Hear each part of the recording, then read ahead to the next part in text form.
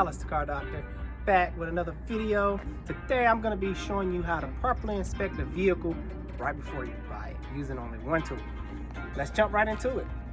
As you can see, I'm outside today, outside my shop, because I'm not using any kind of special equipment. I'm trying to put myself in you guys' shoes because I'm pretty sure you're not going to be having any lifts or jacks or nothing like that. So I'm trying to make this as realistic as possible. I already popped the hood. The first thing we're going to do, jumping right into it, is pop the hood if I can. There we go. All right. So the first thing you want to do is look over the engine bay, get a big picture of what's going on under the hood. What we're looking for is any type of white ashy stuff that normally indicates some kind of coolant leak, or somebody used block seal or head gasket repair stuff. When they normally use that, it appears as like ashy stuff. It looks very weird. Look on top of your underneath the hood of the engine. Make sure there's no oil splattered all up there. Look over the engine, making sure there's no missing bolts, excessive oil puddling up in little valleys like down in the engine. That's a good example.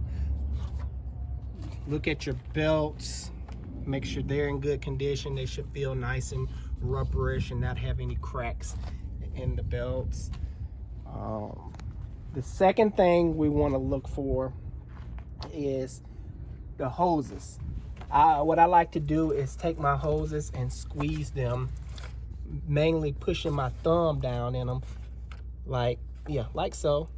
And what that does is these hoses have like a nylon reinforcement, and when you stick your hand down in there, if you feel any kind of crunching, you have most likely have a bad hose or any type of swelling.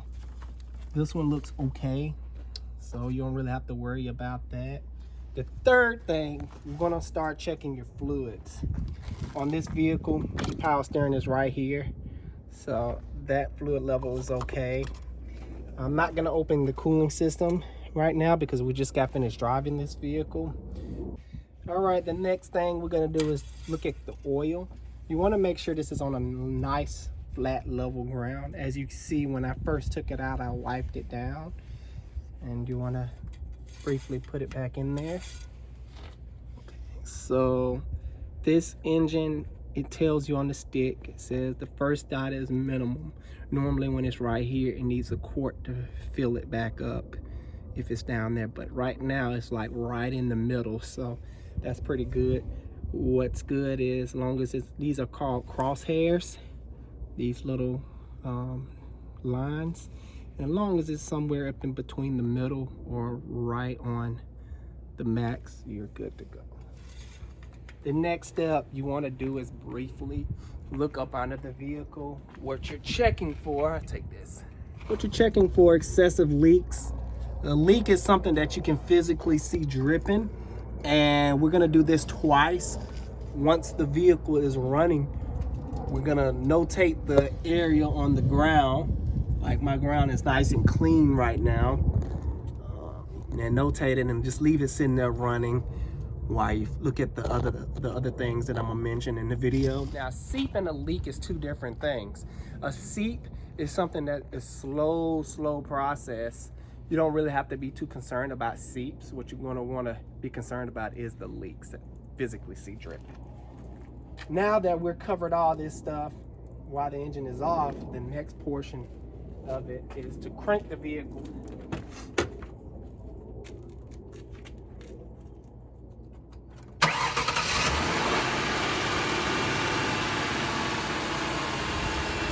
And what we're hearing for is any kind of rattling or tapping noise.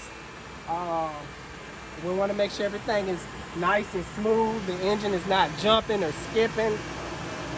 The next thing I like to do is give it a nice little rev.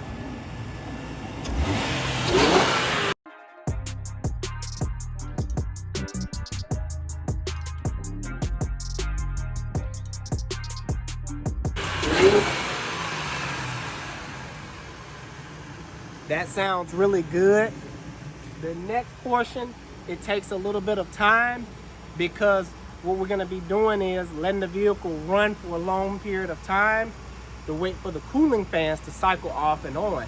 That's a quick way to check the cooling system of just about any vehicle. If the fans come on and shut off in a reasonable amount of time, the cooling system is cooling itself back down properly. If they stay on for an extended period of time, that means the vehicle is not cooling down. It continues to rise and you have an overheating issue. You don't want that car. While I'm letting the vehicle run, I'm gonna pull out my scanner, the only tool that I'm gonna use today, and I'm gonna show you another little trick. All right, I have my scanner here. Now, as you can see, this one is nice and fancy. You don't have to use a fancy scanner for this. You can use a regular basic scanner. They're normally like $30, $40 for a really good one. I suggest anybody who owns a car purchase a scanner. And I'm gonna leave a link in the description below which scanner I suggest. Simple. So what we're gonna do is go into the computer. I'm gonna let my scanner load up, and we're gonna be simply looking at two things. We're gonna be looking at the check and see if there is any codes, pending codes, and after that, we're gonna be looking at the readiness monitors. That's an important one, or IM monitors. So I'm gonna check for codes. No codes present. Now this is an important one because what sellers like to do, not all of them, they sell cars with known problems, and right before someone come look at the vehicle, they will erase the check engine light. Normally when you do that, well, all the time when you do that, it puts these readiness monitors in incomplete status. So I think I just went to the wrong thing. Let's see. Yeah, I did. Monitor, oh, I went to the right thing. Monitors complete since DTC is clear. So on your regular scanner, what you're gonna do is plug it in. Mine's a little bit more technical. You plug the scanner in, it's gonna give you a menu, or sometimes the scanner itself have like little blinking lights, and you wanna make sure all those IM monitors are a steady light or says test complete like mine. So test complete, heated catalyst not supported. You're gonna wanna be focusing on the check marks or the test complete. As you see, what does not supported mean? Not supported means this vehicle doesn't have a heated catalyst. So what these different monitors mean, and if I erase these now, they'll be all incomplete, meaning the computer have to retest everything if you erase it. So each of these monitors means something. Misfire monitor. Once the test is complete, normally on just about every vehicle, these are the first 3 monitors that get ready automatically. The computer can easily test for them really fast. So once the test is complete, you'll know if you have any codes pertaining to that monitor. So if misfire monitors check out and you have no codes, meaning the car is not skipping. Catalyst. If this test is incomplete, you go look at the car and it says not complete, meaning if you buy that car and start driving it, you can possibly have a catalytic converter issue, and so on and so forth. Evap system. Each category pertains to several different sensors. So you want to make sure all those are completed before you buy a vehicle, because sometimes the seller will drive it a certain type of way to get every monitor ready but one, because he knows there's a problem with that one monitor, and he'll sell it to you. So as soon as you start driving, the check engine light pop on, and guess what, it'll be for the last monitor that he didn't get ready. So that's just an important tip for you guys. Make sure all the monitors are ready. That just an easy way to tell if you're getting a good car, because your modern cars will tell you what's going on with them. All right, back outside the vehicle, the next thing I'm gonna look for is the tires. Now, you wanna do is, matter of fact, I have a video that we'll put in the link that just tells you how to properly inspect for the tires. But just briefly look over your tires, watch my other video, it'll tell you exactly what to look for, when looking at tires. But at a glance, this one looks new, and this one looks new. But you just want to go around the car, look at it. The back ones are in fair shape.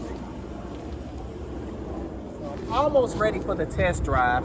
Now, if your fans haven't came on yet, by the time you take it for a test drive, which we're about to do right now, and come back wherever you came from, pop the hood again, and just wait for the fans to come on. That's a very important test. So I'm gonna prep for the test drive now. I almost forgot to tell you, when you're under the hood, just hop open your brake fluid cap. I didn't show you that, I apologize. But check your brake fluid level. This brake fluid level is good. I'll just show you, just for the people who don't know.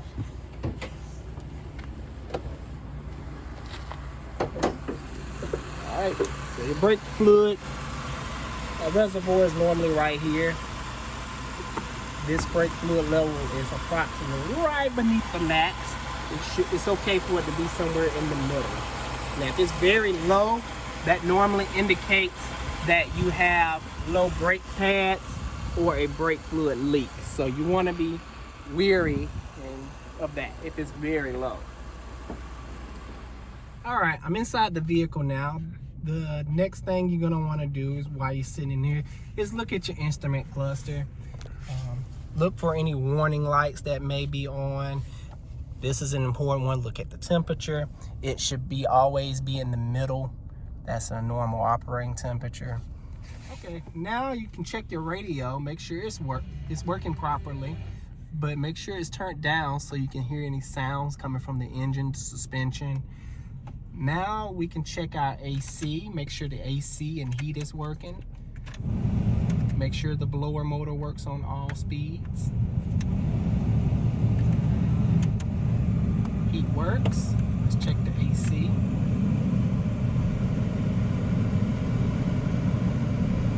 Give it a minute, let the AC compressor come on. It should feel very cold. This works properly.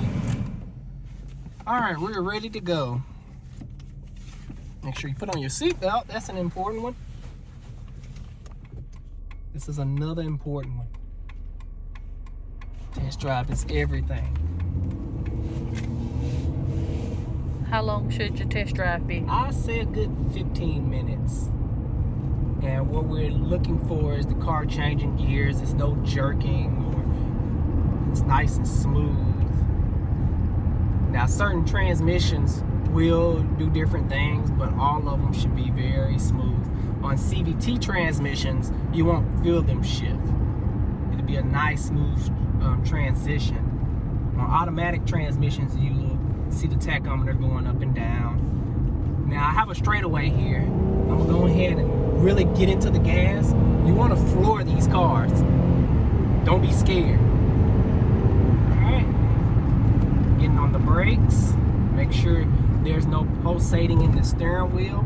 When you get up to maybe about 60, 70, go ahead and gradually put on the brakes. And what that's testing for is any kind of braking issues. You should be hearing, make sure you don't hear any kind of noise.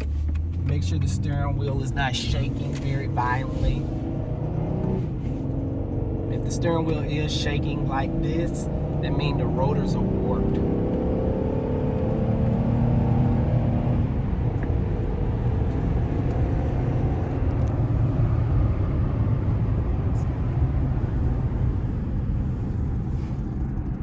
As you can see, the steering wheel is shaking just a tad bit on this car. And kind of warn the sellers, like, hey, I'm gonna get into the car a little bit. Is that okay? That'll tell you a lot too. Like, no, don't get into my car. Like, okay, you're trying to hide something. Now just go buy another car. Because the seller that knows his car is good, he'll let you drive it the way you want, as long as it's not reckless. All right, back from my test drive, pretty satisfactory. The next thing you want to do, if you haven't already done it, is check your windows. This person was nice enough to put broken on one of the switches. So I'm not gonna mess with that one. I'm gonna check my passenger. That one works great. Okay, so this one don't work. That one does. Now they should roll up down nice and fast. It shouldn't be any dead spots like they're going up, then they start slowing down. That kind of indicates a problem. I'm gonna jump out now and pop the hood and look back over the engine, because after you ran the car real hard, sometimes problems will appear. Oil will start leaking because you know built up so much oil pressure from running the car. So let's check that now. Back under the hood, everything looks as it did before I left. That's a good thing. There's no oil splatter everywhere, nothing crazy. I'm gonna check the transmission fluid now. You wanna make sure you're checking the transmission fluid while the vehicle is running and on a level surface. I like to check my transmission fluid after I just ran the vehicle. So you can take a quick peek at the stick and see what's going on right before you put anything on it. So it's supposed to be in the little hash marks. So let's see. All right. This transmission is a tad bit low. It's right down there. It should be like up in here, especially after I just got finished driving it. Ooh, perfect. The fans just came on. So this is a perfect demonstration of what it's supposed to be like. So you can feel it. Both of the fans are working. So you want to make sure of that. And they just cut off. That was pretty quick. You heard them come on for maybe a minute, not even a minute. Car cooled down, it shut back down. So that's exactly what you want to see. So that tells me this cooling system is great. Like I mentioned before, back on this subject, I didn't check the coolant before because the system was under pressure and the engine was hot. But what you want to look for if the car is cool, because you're only supposed to open it when the car is cold, you want to make sure the coolant is not milky looking, muddy looking. Signs like that indicate a problem. Muddiness just indicates neglect, and you're going to be running into issues like stopped heater cores and stuff like that. Milkiness normally indicate a blown head gasket issue. So what about flakes? Oh yeah, flakes, like golden metallic stuff inside the cooling system indicate somebody has put lock seal or some kind of mechanic in the bottle. You want to stay away from any kind of flakiness, golden stuff in the cooling system. That's the tip there. Final tip for you guys, ask for the service records. This car has great service records dating all the way back to, I think, 110,000 miles. Right now it has 190 on the clock, 190,000 miles. So that really lets you know, gauge of how the person took care of their vehicle. Not every car is gonna have service records, but it don't hurt to ask. All right, this car gets my stamp of approval. It's pretty good for a 21-year-old car. If you like my video, if it helped you any kind of way, hit that like button. It helps me out a lot. If you want to stick around for more videos, subscribe, and I have more videos to come. Alex the Car Doctor, out.